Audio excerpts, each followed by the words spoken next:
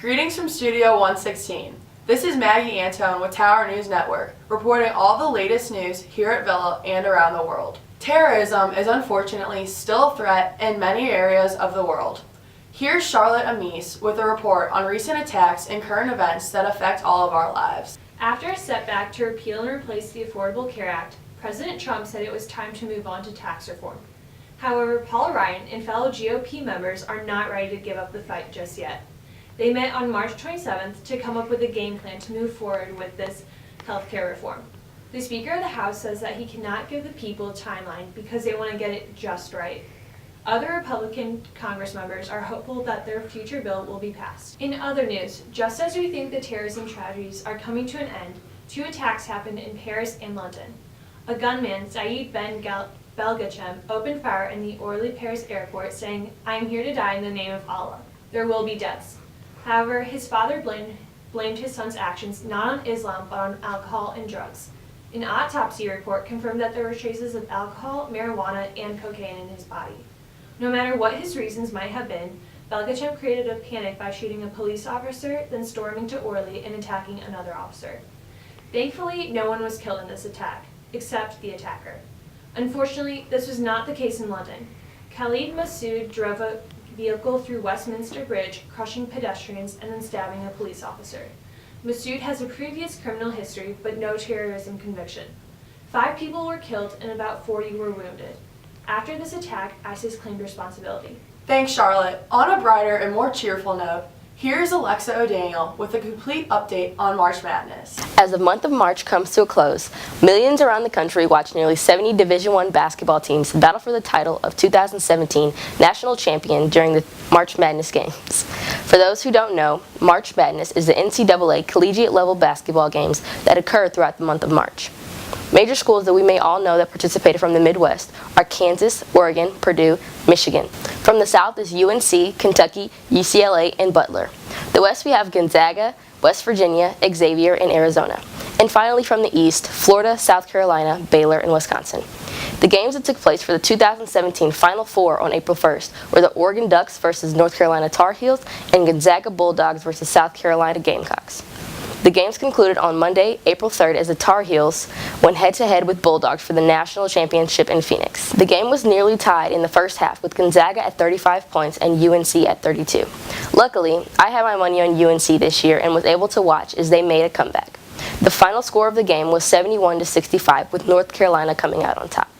Stay tuned to CBS or NCAA social media to catch all of the updates and recaps on your favorite players or even favorite teams. Thanks, Alexa. As we leave March and the St. Louis Blues wrap up their season, the Cardinal Nation eagerly has awaited the beginning of the St. Louis Cardinals season, which took place on Sunday, April 2nd, against our rival, the Chicago Cubs.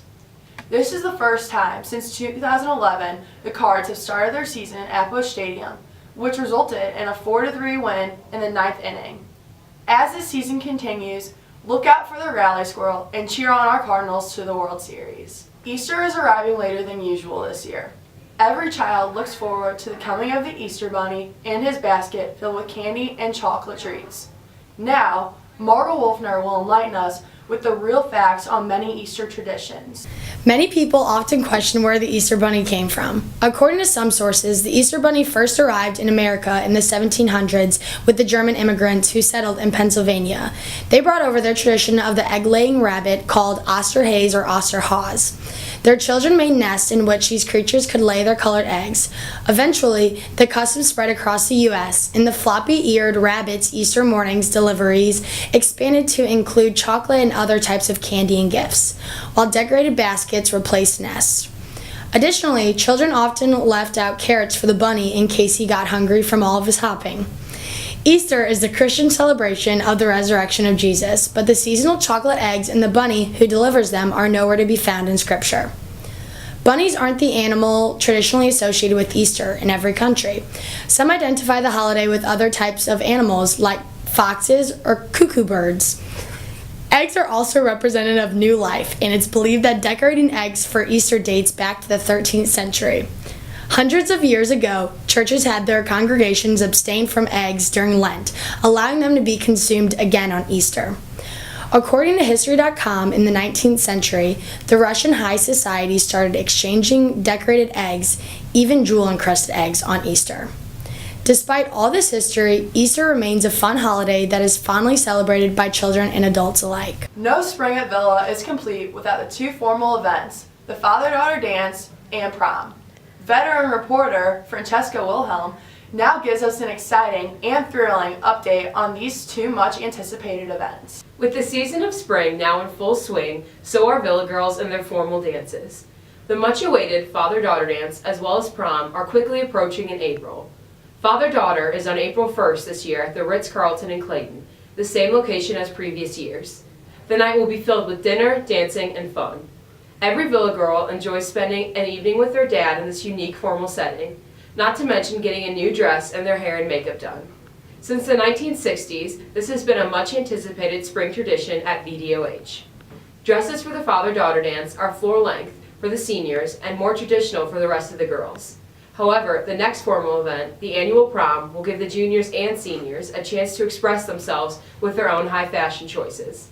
Senior Brooke Citron has been voraciously searching the web for the perfect prom dress for senior year. She recommends any Australian website as that is always her go-to option. Alexa O'Daniel is creating her own masterpiece as she works with a designer to make a show-stopping dress. Finally, Charlotte Amise decided to venture out while vacationing in Miami to find her gorgeous gown of choice.